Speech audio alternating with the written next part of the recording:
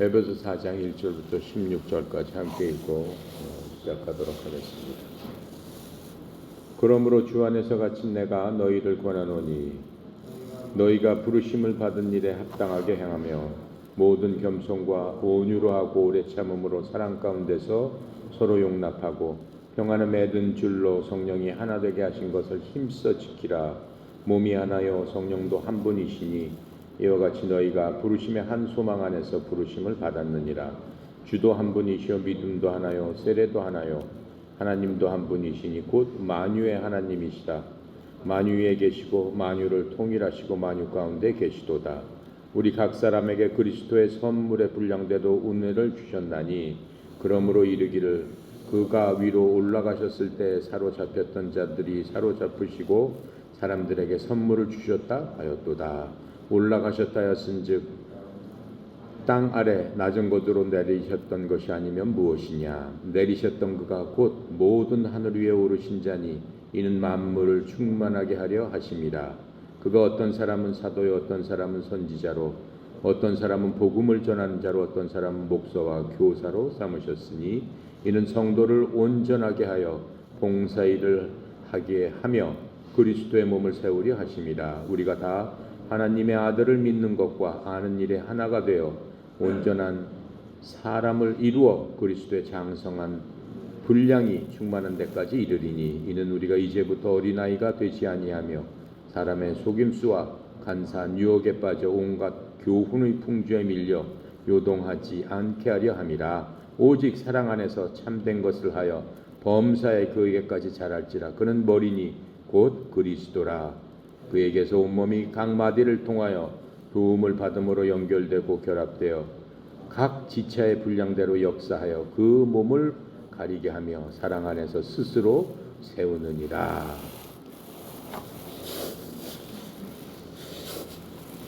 자, 4장 보니까는 이 4장의 주제는 함께 걷는다라고 하는 겁니다. 성령님께서 하나 되게 하신다라고 하는 겁니다.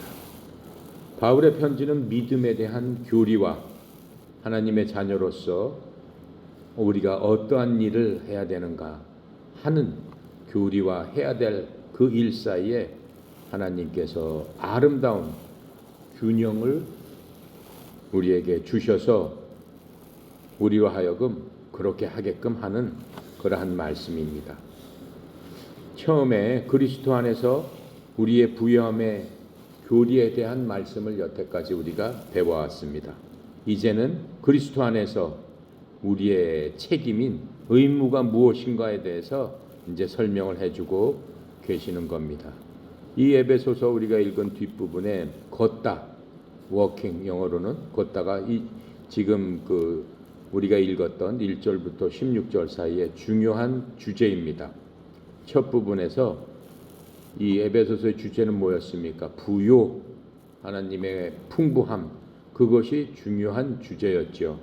바울은 걷는 것에 대해서 여러 가지로 우리에게 얘기를 하고 있습니다. 그 에베소서 4장부터 우리가 1절부터 16절까지는 함께 걷는데 유니티, 함께 걸어야 된다라고 얘기했고, 또 이제 17절부터 4장 17절부터 5장 17절까지는 순수하게 하나님 앞에 우리가 순수해야 된다라고 하는 주제로 얘기하고 있고, 그 다음에 5장 18절부터 6장 9절까지는 조화롭게 걸어야 된다라고 말씀하고 있어요. 그리고 6장 17절부터 마지막 절까지는 우리의 승리, 이 땅에 살지만 원수 마귀를 이기는 승리에 대해서 우리에게 에베소서에서 얘기를 하고 있습니다. 그렇게 해서 에베소서는 이렇게 6장까지 돼 있는 거죠.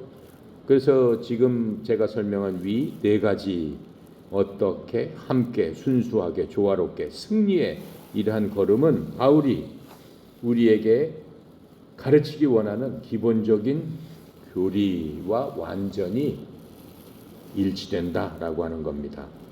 이제 4장 1절에 그러므로 이렇게 얘기하고 있죠. 그러므로라는 말은 바울이 앞에서 가르친 교리에 대한 의무를 다 할 것을 교리가 이렇고 이러니까 그러므로라고 하면서 이 간곡하게 우리에게 지금 얘기를 하고 있는 겁니다. 로마서 1장 12장 1절부터 2절에 이렇게 얘기하고 있어요. 그러므로 형제들아 내가 하나님의 긍휼을 힘입어 너희에게 간청하노니 너희는 너희 몸을 거룩하고 하나님께 믿으실 만한 살아있는 희생물로 드리라. 의무에 대해서 얘기하고 있는 거죠. 그것은 너희의 합당한 섬김이니라. 우리가 마땅히 해야 할 도리다 라고 얘기하고 있습니다. 그러면서 너희는 이 세상에 동화되지 말고 오직 너희 생각을 새롭게 함으로 변화를 받아 하나님의 선하시고 받으실 만하며 완전한 뜻이 무엇인가를 어떻게 해라?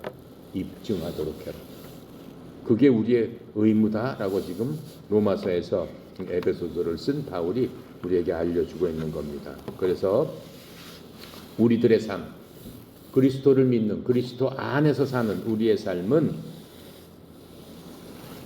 어떻게 해야 되겠어요? 성경 교리를 모르면은 신자로서의 삶을 살 수 없습니다. 교리라는 게 뭐예요? 교리라는 게 내가 가끔가다 얘기하지만은 하나님은 어떠신 분이고 예수님은 누구시고 성령님은 누구시고 그렇죠? 그 다음에 하나님께서 말씀하시는 천사는 무엇이고 또 기본적으로 우리가 믿음을 하면서 알아야 되는 게 믿음이라는 건 무엇이고 구원이라는 것은 무엇이고 성령님은 어떠한 일을 우리에게 하시고 그러한 모든 것들 이러한 교리들을 잘 이해를 해서 무식하게 예수를 믿더라도 아무런 기초 없이 믿는 것이 아니고 어떻게 해야 된다고 그랬어요. 이러한 교리에 대한 지식의 기본을 두어서 성경의 의무를 우리에게 말씀하시는 자녀로서 아버지가 훈계하는 교훈을 순종함으로써 그 모든 것들을 우리가 잘 이해할 수 있다라고 하는 거예요. 그렇게 해야지만은 우리가 하나님을 이해하고 우리의 삶을 이해할 수 있다라고 하는 거예요. 예수를 믿으면서도 비몽사몽간에 사는 사람들이 있어요. 때때로 여러 가지 풍파가 겹치고 기쁘고 슬프고 환난과 여러 가지 역경과 시험이 겹칠 때마다 비몽사몽 되는 사람들이 있어요. 왜? 교리를 모르고 무지하게 하나님을 그냥 믿기 때문에 종교적으로 믿기 때문에. 하나님을 믿는 건 종교가 아닙니다. 하나님을 믿는 것은 현실이고 삶이다라고 하는 거예요. 우리가 가정에서 부모님과 패밀리를 이루고 사는 것 같이 크리스찬들은 하나님을 믿는 게 바로 그런 삶이 되어야 된다라고 하는 거예요. 그러니까는 내 아버지가 나한테 무슨 말을 하는지, 가훈이 무엇인지, 또 내가 어떻게 살아야 되는지 그거를 모르면 안 된다라고 하는데 그것을 아는 게 바로 교리를 안다라고 하는 겁니다. 어떤 사람들은 이렇게 얘기해요. 교리를 안다고 하면 그 무슨 얘기야. 그런 거 난 몰라도 예수님 믿고 잘 살고 난 믿음이 좋고 하기 때문에 난 천국 가요. 그렇게 얘기하는 사람 굉장히 많습니다. 성경 공부 그게 중요한 게 아니고 잘 믿고 잘 하면 돼. 이렇게 얘기를 합니다. 그 말은 굉장히 지금 내가 설명하기로는 무식한 얘기예요. 옳게 살 수가 없다라고 하는 겁니다. 이런 사람들은 성령님께서 믿는 사람들의 삶 속에서 일하시는 방법에 대해서 전혀 알지 못하기 때문에 하나님의 풍성함에 들어갈 수도 없고 하나님의 도움을 받을 수도 없다라고 하는 거예요. 그래서 또 내가 올바로 사는 한 내가 믿는 것과 아무런 차이가 없다 이렇게 얘기하는 사람이 있어요. 올바로 살면은 다 구원 받는 겁니까? 못 받는 겁니다.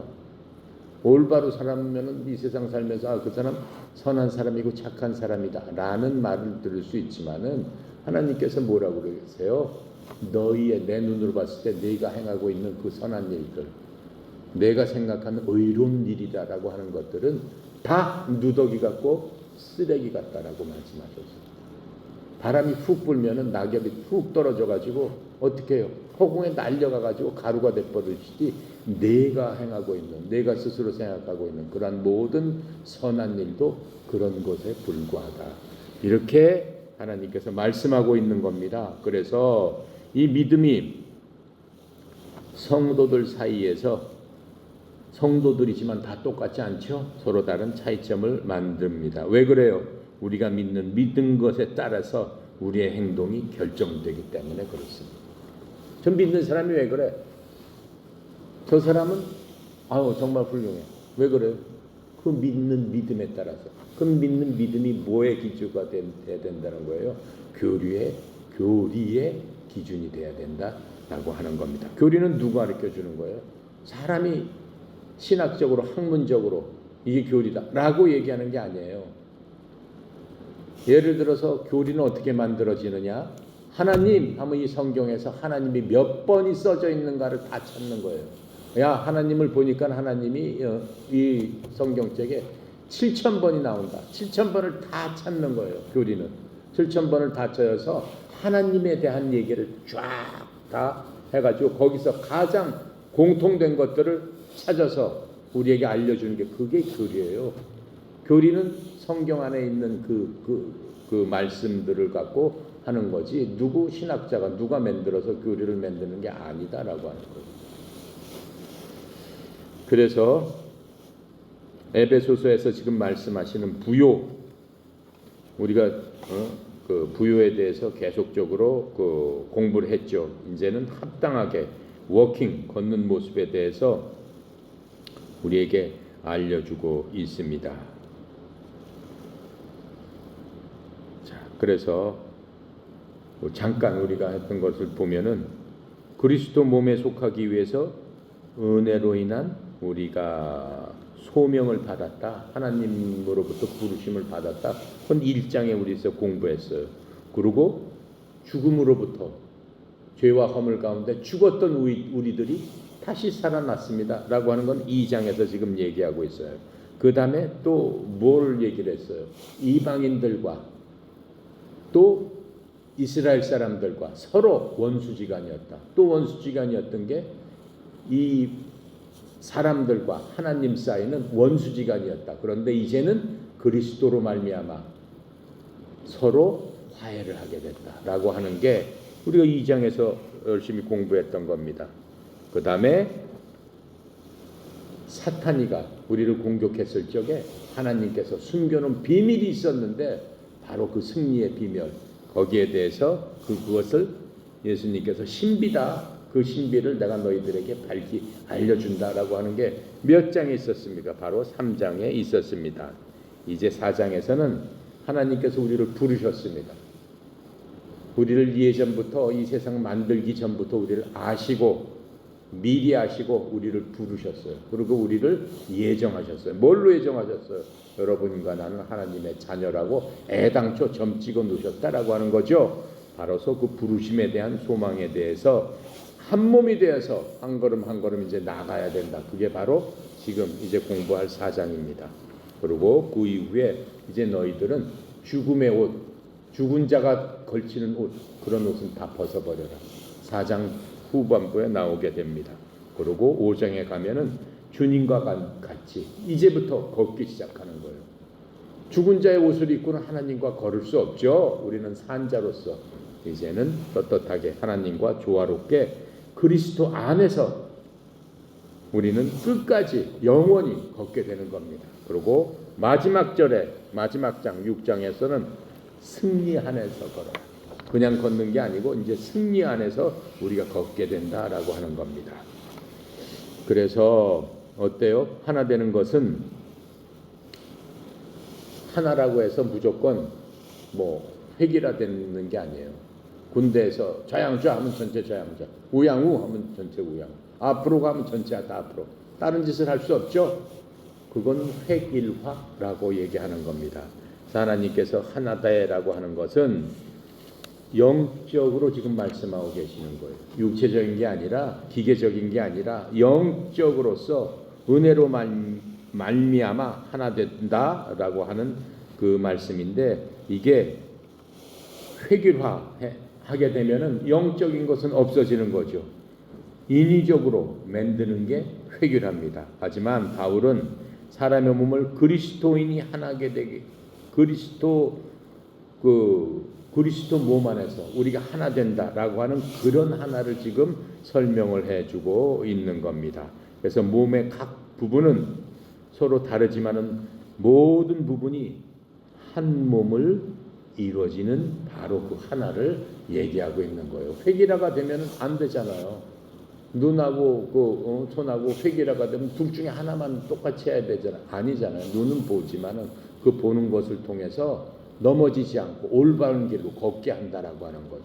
그게 서로가 하나 되게 하는 그 하나됨이다라고 얘기하고 있는 겁니다. 그 하나됨의 첫 번째 조건이 있어요. 하나 되기 위해서는 가장 중요한 게 영어로 humility죠. humility가 뭐예요? 겸손함, 낮아져야 된다라고 하는 거예요.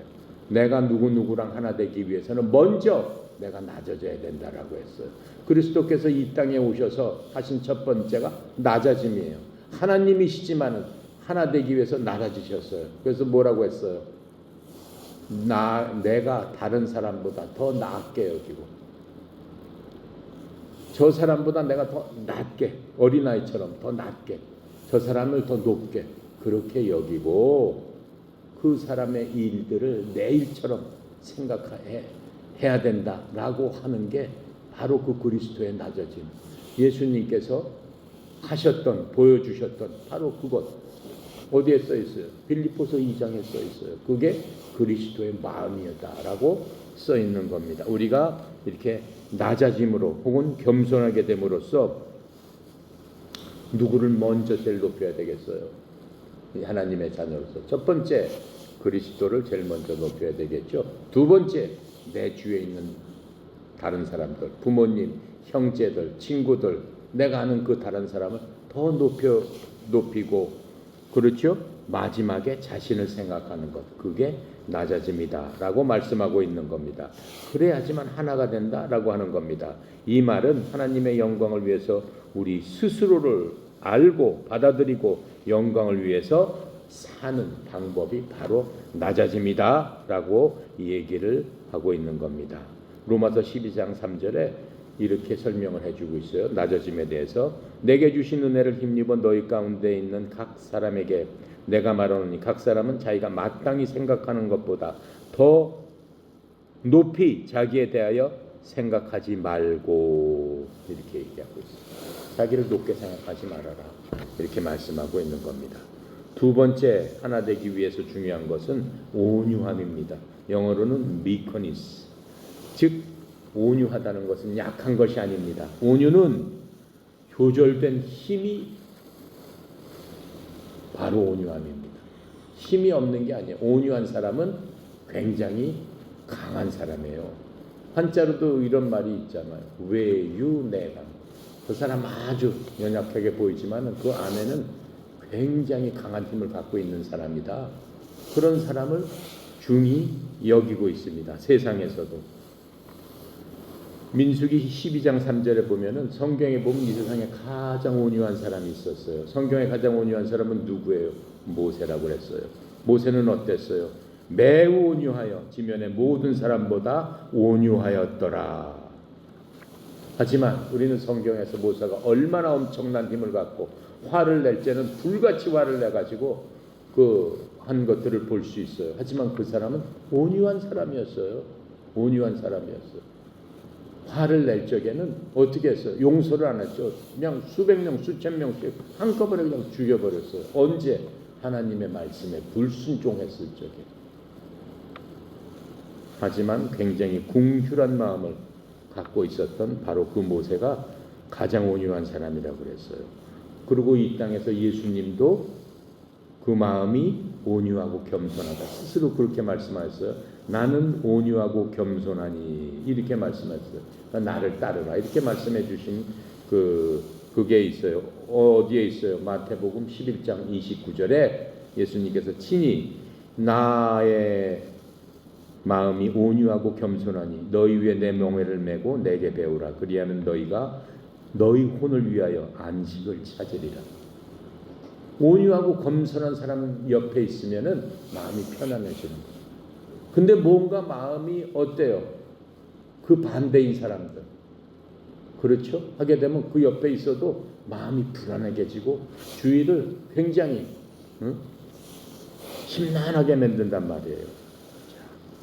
그리고 이 온유하고 겸손한 분이 성전에 들어가셨을 적에 6월절에 예루살렘전에 들어가셨을 때 거기 보니까 성전에서 비둘기 팔고 성전 그 안에서 돈을 바꾸고 양을 팔고 하는 사람들 보시면서 어떻게 했어요? 채찍을 만들어서 상을 엎으시고 그 사람들을 다 쳐서 내쫓았다. 그게 온유함이다라고 얘기를 하고 하는 거예요. 그렇죠? 분노를 내지만은 거룩한 분노를 낼 줄 아는 사람, 그게 온유함이다. 그 다음에 세 번째로는 하나 되기 위해서는 오래 참아야 돼요. 영어로는 long suffering이에요. 오래 참아야 돼요. 고통 가운데서도 오래 참는 것, 말 그대로 long suffering이에요. 싸우지 않고 불편함을 오래 참을 수 있는 능력을 뜻하는 겁니다. 이 말은 관대하다는 말과도 연결이 되죠. 누가 나를 자꾸 헐뜯고 못 살게 하고 계속 방해를 하고 시비를 하더라도 관대하게 봐주는 사람이 있어요. 그게 오래 참는 겁니다. 이 오래 참음은 사랑하고 결합돼서 이것들이 나온다라고 하는 거예요. 갈라디아서 5장 22절 23절은 아주 유명한 성령의 열매죠. 오래 참음은 성령의 열매 중에 하나예요. 우리 속에 성령이 있기 때문에 누구나 그리스도인들은 지금 이 오래 참음, 조금 전에 있었던 뭐예요? 온유함, 겸손함, 그 모든 것들을 갖고 있어요. 왜 그래요? 거듭난 사람이기 때문에. 왜 그래요? 우리는 천국의 백성이기 때문에. 이 땅의 백성하고는 틀린 종자이기 때문에 우리가 그렇다라고 하는 겁니다. 고린도전서 13장 4절에 뭐라고 그랬어요? 사랑은 오래 참고, 사랑은 시기하지 아니하며, 사랑은 자기를 자랑하지 아니하며, 우쭐대지 아니하며. 바로 그게 하나가 되는 비결이다 라고 얘기를 하고 있습니다. 네 번째입니다. 성령이 하나 됩니다. 또 성령 안에서 걷는 것, 바로 믿는 사람들은 성령의 하나됨과 성령 안에서 걷는, 바로 그겁니다. 우리가 하나 되지만 어디 속에서 걷는다는 거예요? 성령 안에서. 우리 속에 계시는 성령이 있지만 이렇게 모인 가운데서도 성령께서 임재해 계신다라고 얘기하는 거예요. 우리 속에 계신 성령, 여러분 안에 각각 계신 성령이 이 회중 안에서도, 교회 안에서도 그렇죠? 계신다라고 하는 겁니다. 다섯 번째로 애쓰는 겁니다. 애쓴다는 건 뭐예요? 문자적으로는 성령의 하나가 됨을 끝까지 지키는 거예요. 하나가 되기 위해서 노력하는 거예요. 바로 그게 애쓰는 겁니다. 우리가 최선의 상태라고 생각할 적에 지금 우리가 애써서 우리가 서로 간에 사랑하고 오래 참고 온유하고 겸손하고 그 모든 것들을 하면서 하나를 그리스도 안에서 하나를 이뤄 나가려고 할 적에 그때 마귀는 뭐예요? 그것을 깨부시기 위해서 호시탐탐 노리는 거죠. 여섯 번째로는 화평입니다. 화평은 뭡니까? 모든 믿는 사람들이 함께하지 않는다면은 다른 믿는 사람들과 함께할 수 없는 겁니다. 왜 그래요? 하나님의 화평이 우리 속에 있어야 되기 때문에 그게 가능합니다. 사람들의 화평은 시시때때로 변하는 거예요. 사람들의 화평은 환경에 따라, 사람에 따라, 그렇죠? 조건에 따라서, 장소에 따라서 그 화평이 시시때때로 변하지만은 하나님의 화평은 어때요? 영원 무금토록 우리를 지켜주시고 보호해 주신다. 그런 것들에 변화하지 않는다라고 말씀하고 있어요.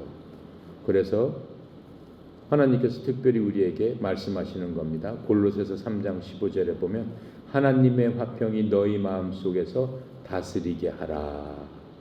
너희도 그 화평에 이르도록 한 몸 안에서 부르심을 받았으니 감사하는 자가 되라. 얼마나 소중한 말씀입니까?